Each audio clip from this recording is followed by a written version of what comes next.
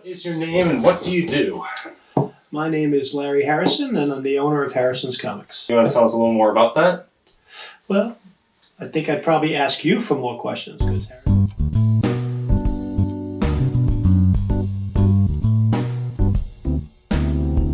Harrison's Comics, we've been around since 1993, so almost 26 years.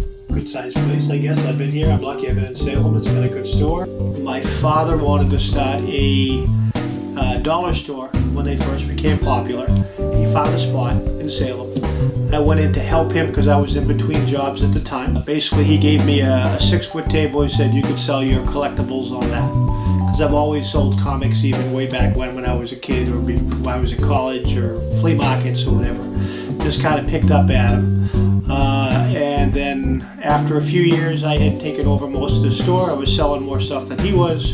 And then he just gave me the store for me to, keep paying for. So it became my store, and then a few years later we moved to this other location down the street, and we've been here ever since. I don't sell online. I don't buy online.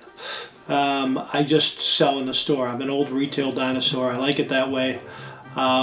But, and that being good, that I haven't had to. I mean, I think it's changed to some degree. My marketing and my other stuff has gone a little bit more digital. I do Facebook, I did some other stuff, but I like to stay on Facebook. I'm not a digital person. Being in a tourist town here, I get some aspects that when people are here, they're going to buy when they're here. And if they're buying gifts and they don't have I have a lot of people say, we don't have comic stores like this back where we live. And they'll come and they'll buy stuff for everybody here. They'll buy, in October, they buy stuff for Christmas for going back, or they buy stuff because they can't find it back at home, because they could probably find it on the internet, but they probably don't look on the internet. Plus, if you're on vacation, you buy it when you're here. You don't want to go and say, well, I'll just buy this later when I go home if I see it, because you're buying it on vacation. Sometimes you want to read it while you're flying somewhere. Sometimes you want to bring it back as a gift. Sometimes you just want to own it. So we're lucky enough that 6 months, 7 months out of the year, we have that tourist space. We have a good core of regulars that come in and pick up their stuff all the time.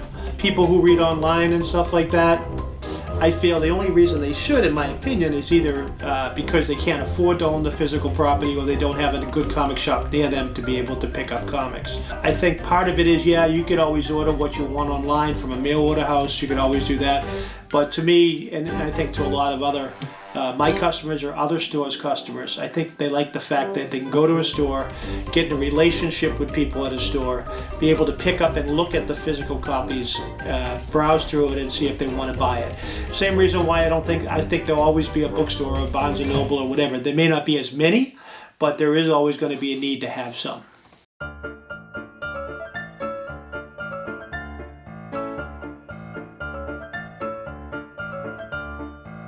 I was at my doctor's last week, and he said, well, when do you plan to retire? I said, when I'm like 75.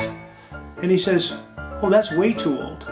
And I said, well, no, because they said, I'm only 62 now. And I said, I like what I'm doing.